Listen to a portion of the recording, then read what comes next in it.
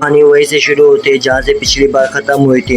MC सोच रहा होता है आखिर मेरे फादर को क्या हुआ, आखिर वो मर तो नहीं गया, आखिर उसका यही प्लान था क्या वो बच गए होंगे? नहीं, मुझे नहीं लगता वो इतनी ऊपर से गिर के बच गए होंगे। आखिर उन्होंने जो प्लान बताया था क्या यही उनका प्लान है? आखिर उन्होंने पूरी जिंदगी मुझे टॉर्चर क्यों किया? अगर वो मुझसे इतना प्यार करते थे। उसकी टांगे कांपने लगती है, फिर वो वहीं पे नीचे गिर जाता है। फिर वो कहता है अब मैं क्या करूँगा, जिंदगी भर मैं उधर ही बंद रहा हूँ, मुझे बाहर का कुछ भी नहीं पता। मुझे बाहर जाने का हमेशा से शौक था, मैं बाहर की लाइफ देखना चाहता था, लेकिन यहाँ पे कुछ भी पीसफुल नहीं है। यहाँ हर तरफ तबाही है और ये तो उससे भी ज़्यादा बुतर है जो मैं नीचे ट्रेनिंग करता था। और जो मेरी मदर है, मुझे उसको ढूंढने के भी चांसेस नज़र नहीं आ रहे। आखिर मैं क्या करूँ? एमसी रोने लगता है। एमसी कहता है आखिर फादर को इतनी दूर तक मुझे बचाने के लिए जाने की क्या ज़रूरत थी? मुझे अपने फादर की ज़रूरत है। वो अपने फादर की हेल्प मांगता है, लेकिन तभी उसे महसूस होता है कि उसके फादर ने उसका हाथ पकड़ा होता है। जब वो अपना हाथ खोल के देखता तो उसमें चिट्ठी होती है। जब वो चिट्ठी को देख के पढ़ता तो वो रोना बंद कर देता है। तभी वो देखता है कि सामने पुल में से एक मॉन्स्टर ऊपर को खड़ा होकर निकलता है। एमसी उस मॉन्स्टर को देखकर डर जाता है और वो पीछे को भागने लगता है, लेकिन उसके पाँव में बहुत ज़्यादा पेन होती है जिसकी वजह से उसका स्टेमिना चला गया होता है। वो एक रिम को पकड़ के ऊपर से छलांग मार देता है, जिस पर मॉन्स्टर भी पीछे से छलांग मार देता है। दोनों ब्रिज से नीचे गिरते हैं। एमसी नीचे ब्रिज से गिर के नीचे लोटपोट होकर इस तरफ गिरता है, मॉन्स्टर दूसरी तरफ लोटपोट होता है। एमसी थोड़ी बहुत बची जान से उठने की कोशिश करता है, लेकिन उसका स्टेमिना पूरी तरीके से खत्म हो चुका होता है। वहाँ पर मॉन्स्टर सीधा हो जाता है। मॉन्स्टर कहता है अब तुम्हें मुझसे कोई नहीं बचा सकता। एमसी कहता है क्या ये मेरा अंत है? क्या मैं यहाँ पे मर जाऊंगा? एमसी कहता है मैं यहाँ पे नहीं मर सकता। फिर एमसी अपने हाथ की चिट्ठी खोलता है, वहाँ पे लिखा होता है तुम्हारी माँ जिंदा है। जिस पर एमसी कहता है आखिर जा जाके मेरा अब्बू इस वक्त मुझे क्यों बता रहा है कि मेरी मदर जिंदा है? अब अपनी मदर को ढूंढना पड़ेगा। उधर से मॉन्स्टर एमसी की तरफ बढ़ने लगता है, लेकिन एमसी के पास अब उम्मीद होती है, इसलिए एमसी खड़ा हो जाता है। उसके पूरे बदन में ताकत आ जाती है। एमसी कहता है मुझे अब जिंदा रहना पड़ेगा, लेकिन जब वो मॉन्स्टर की तरफ देखता है वो कहता है आखिर मैं इस बला को कैसे हराऊंगा? उसको अपने फादर का लेसन याद आता है। उसका फादर बता रहा होता है कि कभी भी इंसान मॉन्स्टर से लड़ाई नहीं कर सकता, क्योंकि इंसान वीक है और उसके पास नॉलेज नहीं है। एमसी इसको देखकर डर रहा होता है। मॉन्स्टर भरता है तो उसके फादर का दोबारा लेसन आता है। वो बताता है लेकिन एक बात है, इंसान कभी भी मॉन्स्टर से लड़ाई नहीं करता, चाहे वो जितनी मर्जी कोशिश कर ले वो नहीं लड़ सकता। एमसी कहता है अगर ऐसी बात है तो मैं इससे लड़ूंगा कैसे? वो अपना पंच लेकर मॉन्स्टर उसकी तरफ बढ़ता है। एमसी अपने फादर को आवाज लगाता है। वो कहता है अगर मैं कुछ भी नहीं कर सकता तो मैं यहाँ पे क्या करूँगा? एमसी बस अपनी डेथ कबूल करके खड़ा हो जाता है, लेकिन तब भी टाइम रुक जाता है। एमसी के जब पंच करीब आता है तो टाइम रुक जाता है। उसका फादर पीछे से आता है। उसका फादर कहता है क्या तुम भूल चुके हो मैंने तुम्हें लड़ाई करने की कितनी ज़्यादा तरकीबें सिखाई हैं? तभी एमसी के दिमाग में सारी तरकीबें वापस आने लगती है। एमसी का दिमाग तरकीबों से भर रहा होता है। वो पंच को साइड होकर डॉज कर लेता है, लेकिन जो पंच की फोर्स होती है मोमेंटम की वजह से मॉन्स्टर आगे को फेंका जाता है। मॉन्स्टर खुद को रोकता है नीचे गिरने से क्लिफ से। मॉन्स्टर खुद को रोकता है, तभी पीछे एमसी खड़ा होता है। वो ये सब कुछ देख के हैरान हो चुका होता है। वो देखता है कि मॉन्स्टर दोबारा हमला करने के लिए तैयार होता है, लेकिन तभी उसके अपने फादर के विजन्स आने लगते हैं। उसका फादर कह रहा होता है तुम्हें एक चीज़ है जो दूसरों से अलग करती है, वो है तुम्हें सर्वाइवल करने की टेक्निक जो मैंने सिखाई है। तुम्हें पता है कहाँ पे कैसे सर्वाइव करना है। एमसी तभी तैयार हो जाता है। फिर एमसी नीचे झुक के एक फाइटिंग स्टैंस ले लेता है जो उसके फादर ने इसे सिखाया होता है। एमसी फाइटिंग स्टैंस लेकर लड़ाई के लिए तैयार हो चुका होता है। दूसरी तरफ से मॉन्स्टर दौड़ा दौड़ा एमसी की तरफ आता है, लेकिन एमसी की आंखें ग्लो कर रही होती है। एमसी को उसका पंच आते हुए डॉज कर लेता है। फिर वो पीछे से स्पाइक्स को पकड़ता है जो थोड़ी देर पहले उसने देखी होती है। वो उसके पकड़ के उखाड़ लेता है। फिर वो आगे को बढ़ने लगता है। मॉन्स्टर पीछे देख के दोबारा अटैक करने लगता है, लेकिन एमसी ऊपर से घूम के डॉज कर लेता है। एमसी अपने हाथ की स्पाइक्स पकड़ता है, उसको कस के फिर इस मॉन्स्टर के सर में घुसा देता है, जिससे वो मॉन्स्टर मर जाता है। फिर हमें कुछ शहर का दूसरा हिस्सा दिखाया जाता है जहाँ पे मॉन्स्टर इधर उधर मंडरा रहे होते हैं। वहाँ पे इधर उधर पत्थर टूटे हुए होते हैं, बिल्डिंग के चूरे पड़े हुए होते हैं। वहीं पे हमें दिखाया जाता है कुछ सर्वाइवर्स होते हैं जो बड़ी मुश्किल से बचे हुए होते हैं। एक दोस्त होती है, वो दूसरे दोस्त को कहती है कि अभी तक यहाँ पे पुलिस क्यों नहीं आई हमें बचाने के लिए? वो तो हम लग के थे इसीलिए हम यहाँ पे छुप गए। अभी हमारे पास खाने पीने का सामान खत्म हो रहा है, हमारे पास कुछ भी खाने को नहीं बचा। वो अपने दूसरे दोस्त की तरफ देखती है, लेकिन उसका दोस्त कोई जवाब नहीं देता। वो उसको कहती है अभी हमें सर्वाइव करना होगा। वो ऐसे ही बातें कर रही होती, तभी साइड में से एक और बंदा आता है। वो आके उस लड़की को कहता है ओए तुम हमें यहाँ पे अनकंफर्टेबल कर रही हो, तुम आखिर अपने दोस्त से क्यों बातें कर रही हो? जिस पर वो लड़की कहती है कि मैं यहाँ पे जोर से आवाज़ें नहीं लगा रही हूँ, तुम्हें कैसे अनकंफर्टेबल हो रहा है? जिस पर हमें दिखाया जाता है कि उसका दोस्त आधे से ज़्यादा कट चुका होता है और मर चुका होता है। जिस पर वो बंदा कहता है चलो मेरी बात माइंड नहीं करो। वो बंदा वहाँ से जाने लगता है, लेकिन तभी साइड में एक येलो बाल वाली छोटी बच्ची दिखाई जाती है जो उस बंदे को कहती है कि मुझे यहाँ कहीं पे भी खाना नहीं मिल रहा, जिस पर वो बंदा कहता है अगर हमें यहाँ पे सरवाइव करना है तो हमें कहीं से तो खाना ढूंढना पड़ेगा। जिस पर वो लड़की कहती है हमने सब जगह चेक कर लिया लेकिन एक जगह हमने खाना चेक नहीं किया। तुम लोग टेंशन मत लो, मैं उधर चेक करूंगी और मुझे यकीन है कि मुझे लाजमी वहाँ से खाना मिलेगा और हम सबको खिलाएंगे। जिस पर वो बंदा स्माइल करने लगता है, वो उसका शुक्रिया करता है। वो कहता हम सब यहाँ पे मॉन्स्टर से बचते बचते यहाँ पे थक चुके थे लेकिन हम सब में तुम ही बच्चे हो जो यहाँ सबका ध्यान रख रही हो, मैं तुम्हारा शुक्रिया करता हूँ। जिस पर वो लड़की सर हिलाती है, वो कहती है इसमें मेरी कोई बात नहीं। जिस पर वो उसकी और तारीफें करने लगता है, वो कहता तुम्हारा झोंक और जज्बा और तुम्हारी वो काइंडनेस बहुत ज़्यादा है। जिस पर वो लड़की चुप हो जाती है और वो कुछ बोल नहीं सकती आगे। वो वहाँ से उठ के कहीं और जाती है। फिर उसे वहाँ पे दो बंदे मिलते हैं, वो उनसे जाके पूछते हैं क्या तुम्हारे पास कुछ खाना पड़ा है। जिस पर वो एक दूसरे की शक्ल देखते हैं, फिर वो अपने कचरे में हाथ डालते हैं, वहाँ में से उनको एक सैंडविच मिलता है जिसे देखकर वो लड़की खुश हो जाती है। लेकिन वो तभी वो सैंडविच फाड़ने लगते हैं, जिस पर वो लड़की उन्हें रोकने तो लगती है लेकिन वो दोनों खा जाते हैं। जिस पर वो लड़की कहती है हमने तो कहा था कि हम आपस में एक दूसरे के साथ फूड शेयर करेंगे। जिस पर वो दोनों कहते हैं कि ये तो वो लोग बातें कर रहे थे, हम उनके बातों में नहीं आते, हम अपना खुद खाते हैं। जिस पर वो लड़की कहती है तुमने तो परसों उनके हिस्से में से भी खाना खाया था ना। जिस पर वो दोनों कहते हैं हम दोनों को पता नहीं है। जिस पर ये लड़की अपने दांत घिसने लगती है, वो कहते हैं मैं तुम दोनों की रिपोर्ट जाके उन सबको करूंगी। जिस पर वो सामने वाला बंदा खड़ा हो जाता है, वो उस छोटी बच्ची को धमकियां देने लगता है। वो कहता है हिम्मत है तो जाके बता के दिखाओ। जिस पर वो लड़की कहती है तुम्हारे अब ये कहने का कोई फायदा नहीं है, मैं यहाँ से भाग जाऊंगी और मैं इस काम में बहुत ज़्यादा अच्छी हूँ, मैं यहाँ से भागने में। जिस पर वो बंदा कहता है हाँ। तभी उन्हें पीछे से एक जोर की चीखने की आवाज़ आती है जिसे देखकर वो सब डर जाते हैं। जिस पर वो कहता है ये काफ़ी दूर से आई होगी, हम दोनों यहाँ पे फजूल में डर रहे हैं। जिस पर वो बंदा कहता है हाँ मैं भी फजूल में डर गया। लेकिन जब वो अपनी साइड में देखता है तो वो देखता है कि वो छोटी बच्ची काँप रही होती है, वो नीचे बैठ चुकी होती है, उसके काँप के बुरा हाल हो चुका होता है। जिस पर वो बंदा हंस रहा होता है, वो कहता है थोड़ी देर पहले तुम इतना एटीट्यूड दिखा रहे थे, आखिर तुम्हारा एटीट्यूड कहाँ पे गया, कहाँ गए तुम्हारी वो फुर्ती। तभी वो देखते हैं कि उन दोनों ने वहाँ पे खाना छोड़ दिया होता है। वो उस खाने को लेकर उस बंदे के पास जाती है। जिस पर वो बंदा पूछता है क्या तुमने उस जगह पे ढूंढा। जिस पर लड़की कहती है हाँ मैंने ढूंढा। फिर वो बंदा पूछता है वो क्या तुम्हें वहाँ पे कुछ मिला। लड़की ने अपने जेब में बंद छुपाया होता है, उसका पेट घुर्रा रहा होता है। वो कहती है नहीं मैं कुछ नहीं ढूंढ पाई। जिस पर वो बंदा कहता है हाँ मुझे भी कोई हैरानी नहीं है, वैसे भी तो हम सब जिंदा, ये काफ़ी है। ये वो कहता है कि पीछे से एक मॉन्स्टर आता है और उसके साथी को मार देता है। लड़की नीचे बैठ जाती है, लड़की काँप रही होती है। लड़की जब सामने देखती है तो मॉन्स्टर उस बंदे के पीछे पड़ा होता है। वो बंदा मरने वाला होता है, वो उससे मदद मांग रहा होता है। वो लड़की की तरफ हाथ बढ़ाता है लेकिन लड़की वहाँ से दौड़ जाती है। वो कहता है आखिर तुम मेरी मदद क्यों नहीं कर रही। जिस पर लड़की कहती है मैंने तुम्हें पहले ही बताया था मैं कोई अच्छी पर्सन नहीं हूँ, तुम मुझे वैसे ही अच्छा समझ रहे हो। मैं अभी दो चीज़ें कहना चाहता हूँ, एक तो ये भाई की ज़ुबान इतनी काली, ये जिंदा रहने की इसने बात की, पीछे इसका दोस्त भी मर गया और ये भी मरने वाला हो गया।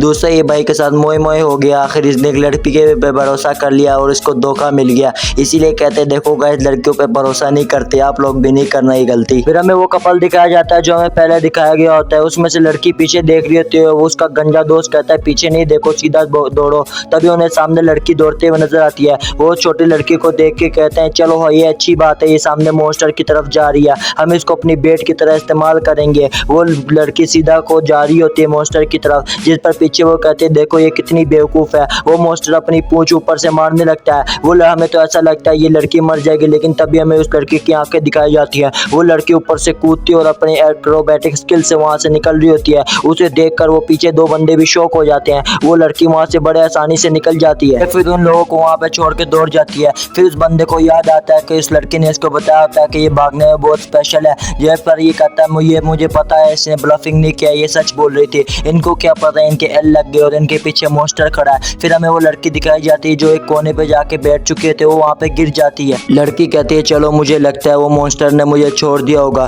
तभी वो अपने बगल में देखती है, वहाँ पे एमसी होता है। वो उसे देखकर डर जाती है और उसको नीचे धक्का दे देती है। उसको लगता है ये लाश है, लेकिन वो एमसी की आवाज़ें निकलती हैं जिस पर उसे पता लग जाता है ये जिंदा इंसान है। तभी उनकी एक बुरी किस्मत होती है, उनके सामने एक मॉन्स्टर आ जाता है जिसे देखकर वो लड़की डर जाती है, वो कांपने लगती है। वो देखती है कि एमसी नीचे पड़ा है, वो एमसी को कॉलर पकड़ के एमसी को खींच के अंदर छुपा लेती है। फिर इनकी किस्मत अच्छी होती है कि वो मॉन्स्टर वहाँ से जाने लगता है, जिस पर वो लड़की को थोड़ी रिलीफ हो जाती है। लड़की कहते हैं चलो अब के लिए अच्छा है, वो मॉन्स्टर यहाँ से चला जा चुका है। तभी वो एमसी का हाल देखने के लिए नीचे को झुकती है, लेकिन वो उन दोनों की आंखें आपस में मैच होती है। फिर अक लड़ी बद्दी हो जाती है। तभी एमसी को उस लड़की को देखता है, फिर वो लड़की चीख मार देती है और एमसी वहाँ से जल्दी से दौड़ता है। एमसी दूसरी तरफ जाके अपना स्टैंड ले लेता है। एमसी कहता है आखिर तुम तुम कौन और तुम मेरे साथ क्या कर रही थी, जिस पर वो लड़की थोड़ा कंफ्यूज हो जाती है। एमसी कहता है, एमसी को दिमाग में सिर्फ यही चल रहा था कि उसके फादर ने कहा था किसी पे भी ट्रस्ट नहीं करना। वो लड़की कहती है मैं तुम्हें मॉन्स्टर से छुपा रही थी, लेकिन फिर उसको अपने फादर की बातों पे यकीन आता है कि उसके फादर कहता है कि तुम्हें मॉन्स्टर पे और इंसानों पे ट्रस्ट कभी भी नहीं करना। मेरे फादर ने हमेशा मुझे सही कहा था, मुझे किसी भी ह्यूमन के क्लोज नहीं जाना वरना वो मुझे बहुत नुकसान देगा। वो एमसी उस लड़की को कहता है आखिर मैं तुम्हारा बिलीव कैसे करूं, तभी उसके पेट में दर्द होने लगती है, उसको बहुत ज़्यादा भूख लग रही होती है। एमसी कहता है ये बहुत बुरा हुआ, मैंने 5 दिन पहले बेसमेंट में खाना खाया था, लेकिन मैंने अपनी जितनी भी जान बचा के रखी थी वो मॉन्स्टर की वजह से ख़त्म हो चुकी है। अभी मैं जो ह्यूमन कॉन्टैक्ट में भी आ चुका हूँ, आखिर मैं अपनी इस हिफाजत कैसे करूँगा। जिस पर वो लड़की एमसी को देखती है, एमसी को कहती है मेरे पास खाना नहीं है। जिस पर एमसी कहता है ये तुम किस बारे में बात कर रही हो, मैंने ऐसा कुछ तुमसे पूछा नहीं। वो लड़की कहती है नहीं नहीं मैं ये बस तुम्हें वैसे ही बता रही थी। तभी टेंशन में उसकी जेब में से एक ब्रेड गिर जाता है, जिस पर वो लड़की डर जाती है। एमसी पूछता है आखिर ये क्या चीज़ है, जिस पर वो लड़की पना कवर अप बताने लगती है। लड़की इधर उधर बहाने करने लगती है। एमसी कहता है आखिर ये ह्यूमन किसने क्या ड्रॉप किया है ये नीचे, ये खाना होता है, जिसे देखकर एमसी की भूख और भी तेज हो जाती है। एमसी उस लड़की से पूछता है क्या ये खाना है, जिस पर वो लड़की मना कर देती है। एमसी कहता है चलो मुझसे गलती हो गई होगी, लेकिन वो फिर लड़की फिर भी बहाने बनाने लगती है। वो कहते हैं ये लड़का कितना बेवकूफ़ है, ये खाने को देख के भी पहचान नहीं पा रहा, मैं तो बड़े आराम से यहाँ से निकल सकती हूँ। लेकिन तभी एमसी को कुछ क्लिक होता है। एमसी उसको कहता तुम झूठ बोली, तुम झूठी हो, जिस पर वो लड़की भी शौक हो जाती है। एमसी कहता तुम्हें क्या लगा मैं क्या तुम्हारा भरोसा करूँगा, मेरे फादर ने कहा कभी भी ह्यूमन का भरोसा नहीं करना और ह्यूमन झूठ बोलते रहते हैं। जिस पर वो लड़की टेंशन में आ जाती है। लड़की कहती है मैंने इसको कम समझ लिया, आखिर ये बहुत मुझे लगा कि ये कोई बेवकूफ़ बंदा है, लेकिन इसका दिमाग बहुत ज़्यादा तेज़ है, इसने मुझे झूठ बोलते हुए पकड़ लिया। एमसी कहता है मुझे ये खाना इससे लेना पड़ेगा, अगर ये खुद मुझे नहीं देती तो मुझे इससे ज़बरदस्ती लेना पड़ेगा, मेरे पास और कोई चारा नहीं है। लेकिन वो अपने ब्रेड का आधा टुकड़ा एमसी को दे देती है, जिस पर एमसी का रिएक्शन तुम देख ही सकते हो, जैसे पाकिस्तान इंडिया का मैच देखकर अवाम का रिएक्शन हुआ था। तभी वो कहती है मैं ये आधा ब्रेड दे सकती हूँ, इससे ज़्यादा मैं नहीं दे सकती हूँ, मैंने खुद भी खाना है। जिस पर एमसी शौक हो जाता है। एमसी कहता है ये आधा ब्रेड में मुझे क्यों दे रही है, इस पर इसी को नुकसान है। वो लड़की कहती है तुम्हें मेरा बदला भी चुकाना होगा, इसका 4 गुना ज़्यादा चुकाना होगा जो मैंने तुम्हारी इतनी ज़्यादा हेल्प की है। जिस पर एमसी कहता है ठीक है मैं समझ गया। फिर एमसी वहाँ से जाने लगता है। वो लड़की पूछती है आखिर तुम कहाँ पे जा रहे हो, जिस पर वो एमसी कहता है मैंने खाना खा लिया, अब मैं यहाँ से जा रहा हूँ। जिस पर वो लड़की कहती है आखिर तुम कहाँ पे जा रहे हो, यहाँ पे कोई भी जगह नहीं, हर तरफ मॉन्स्टर है, हमें यहीं पे रहना चाहिए क्योंकि ये मेरे एरिया और मुझे यहाँ सब गलियों का और जगह का पता है, मैं यहाँ पे रही हूँ। जिस पर वो एमसी को कह रही होती है, तभी एमसी के वो जाके लगती है एमसी के। वो फिर एमसी को कहते हैं आखिर तुम इतनी अचानक से रुक क्यों गए, जिस पर एमसी पीछे को मुड़ता है। एमसी कहता है तुम अगर यहाँ पे पड़ी बड़ी हो तो तुम्हें तो पता होगा कि यहाँ पे रास्ते कहाँ पर है और कौन सी जगह कहाँ पर है। जिस पर वो लड़की कहती है हाँ मुझे पता है। वो कहते हैं फिर मुझे सबवे का रास्ता बताओ। फिर वो दोनों सबवे छुपा के जाने लगते हैं कैसे भी करके। फिर हमें वो लड़की दिखाई जाती है, वो लड़की अफसोस कर रही होती है। वो कहते हैं आखिर मैंने अपना ब्रेड इसको शेयर क्यों किया, आखिर मैं इसके साथ यहाँ पे क्यों पहुँच गई। लेकिन वो परेशान भी होती है। वो एमसी से पूछते हैं आखिर तुम सबवे पे क्यों जाना चाहते हो। जिस पर एमसी बताता है कि सबवे पे हमें बचने के लिए काफ़ी ज़्यादा सामान मिलेगा, खाना वगैरह भी मिलेगा और हम अंडरग्राउंड ट्रैवल भी कर सकते हैं वहाँ से मॉन्स्टर से छुप के भी। और सबसे इम्पोर्टेंट बात क्योंकि सबवे अंडरग्राउंड होता है तो मॉन्स्टर्स को ह्यूमन को डिटेक्ट करना बहुत ज़्यादा मुश्किल होता है, हम वहाँ पे सेफ रहेंगे। जिस पर वो लड़की कहते हैं ये बहुत ज़्यादा अजीब है। वो ऐसे बात करता है जैसे वो कुछ जानता है। और दूसरी बात उसको ब्रेड का भी पता नहीं लगा जब वो ब्रेड वहाँ पे गिर गई। फिर वो वहाँ पे पहुँच जाते हैं, फिर उसको वो सबवे नहीं मिल रहा था। लड़की कहती है इसको यही कहीं पे होना चाहिए था। फिर एमसी उसको कहता है कि तुम क्या मुझे धोखा देने की कोशिश तो नहीं कर रही, तुमने कहा था यहीं पे होगा।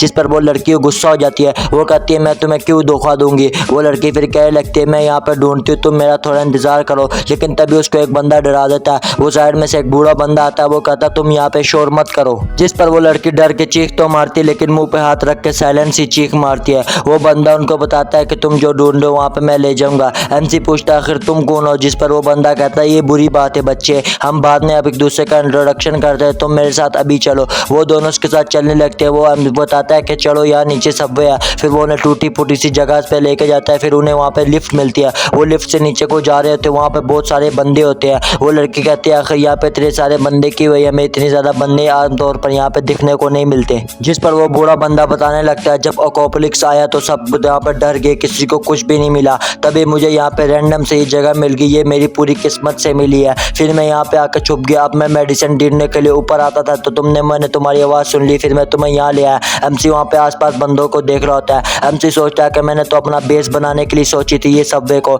लेकिन यहाँ पे हर किस्म के बंदे हैं। कुछ बंदे यहाँ पे डर गए हुए हैं, बहुत ज़्यादा डर गए हुए हैं। दूसरी तरफ कुछ बंदे अपनी ईविल साइड शो कर रहे हैं, सबको एटीट्यूड दिखा रहे हैं। 30 से कुछ ऐसे बंदे भी हैं जिनके बारे में कुछ नहीं, मैं नहीं जानता। आखिर जितने ज़्यादा ह्यूमंस मेरे आसपास होंगे उतना ज़्यादा मेरा रिस्क बढ़ जाएगा अपनी लाइफ बचाने के लिए। लेकिन इन सब में कोई भी एक ऐसा भी बंदा नहीं है जो मेरी लाइफ को खतरा दे सके। मैं किसी भी बंदे को सेंस करता हूँ, जैसे मैं मॉन्स्टर को सेंस कर सकता हूँ। कोई भी मुझे आराम से ही अटैक नहीं कर सकता।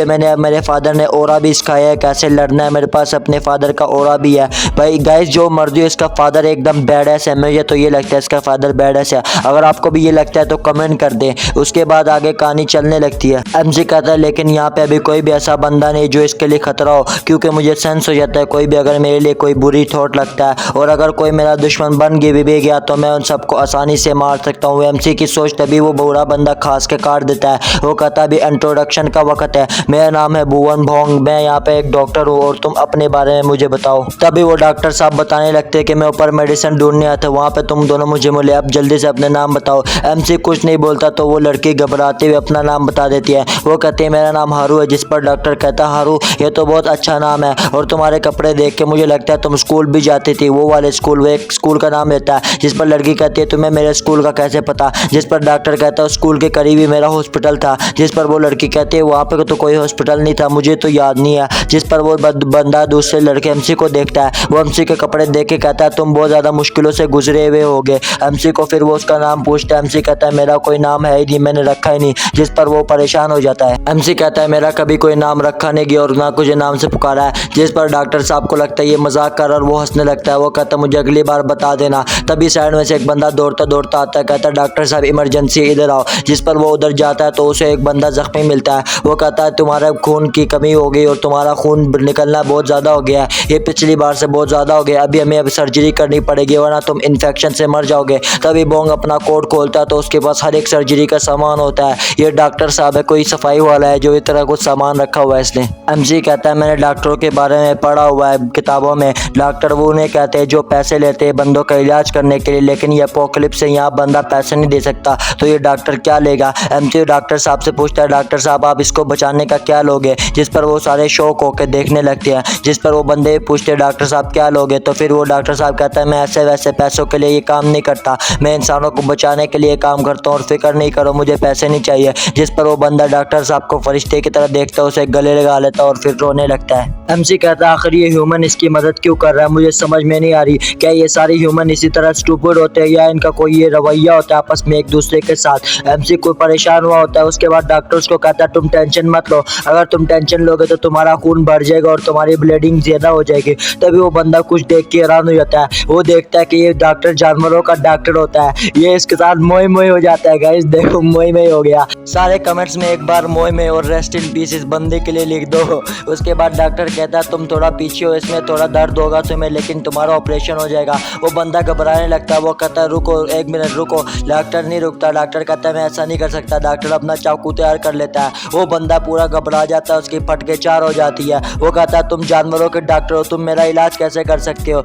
जिस पर वो डॉक्टर को भी पसीने आने लगते हैं। डॉक्टर साहब फिर बहाने बनाने लगता है। वो कहता है हर कोई इंसान जानवर की तरह ही होता है, मैं आराम से इसका इलाज कर सकता हूँ, एक बार इसकी शक्ल तो देखो, मुझे इस पर शक हो रहा है। फिर वो बंदा घबरा के इधर उधर हिलने लगता है। वो डॉक्टर साहब कहता है इसकी कंडीशन और भी ज़्यादा ख़राब हो रही है, जल्दी से मुझे बेहोशी की दवाई दो। जिस पर वो लड़की कहती है हमारे पास ऐसी कोई चीज़ यहाँ पे नहीं है। तभी वो साइड से ईंट उठाता है और उसके सर पे मार देता है। कहता है good night twinkle twinkle little star, gutter की टट्टी बड़े मज़ेदार। तभी एमसी वहाँ पे सोच रहा होता है नहीं मैं गलत सोच रहा था, ये जो से ह्यूमन है ये बहुत ज़्यादा खतरनाक है, मुझे इनसे बच के रहना पड़ेगा। एमसी फिर इधर उधर भटकते हुए कोने में बैठ जाता है। फिर कहता है फाइनली मुझे थोड़ी शांति मिली। एमसी कहता है ये मेरा बेस्ट डिसीजन था कि मैं सर्जरी को ना देखूं। दूसरी तरफ हमें वो लड़की दिखाई जाती है जो सर्जरी देखती है, उसकी फटके चार हो जाती है। एमसी कहता है मुझे क्या करना चाहिए। अभी मेरे पास सिर्फ एक ही तस्वीर है बचपन की, जिसपे उस पीछे मेरी मदर का जिंदा होने का लिखा है और सामने बचपन की तस्वीर लगी हुई है। लेकिन जब मैं इस तस्वीर को देखता हूँ मैं थोड़ा अनईजी फील करता हूँ, क्योंकि मैं देखता हूँ कि मेरे फादर के पीछे कोई एलियन जैसे फ्लावर्स है। मैंने इनके बारे में बहुत ढूंढने की कोशिश की लेकिन मुझे नहीं मिला। जब मैं बेसमेंट में था तब मैं देख रहा था कि इधर उधर मुझे मिल जाए, लेकिन मुझे फिर भी ये नहीं मिले। अगर मैं ये गार्डन को ढूंढ लूं जिस पे ये तस्वीर खींची गई है तो मुझे अपनी फैमिली के बारे में पता लग सकता है और मैं अपनी मदर को ढूंढ सकता हूँ। मुझे ये सब कुछ क्लू को एक साथ जोड़ना पड़ेगा और सब कुछ ढूंढना पड़ेगा। क्या हमसे अपनी मदर को ढूंढ पाएगा, क्या अपने फादर को वो रिवेंज कर पाएगा, क्या उसका फादर जिंदा है कि नहीं है, यह हमें अगले एपिसोड में पता लगेगा।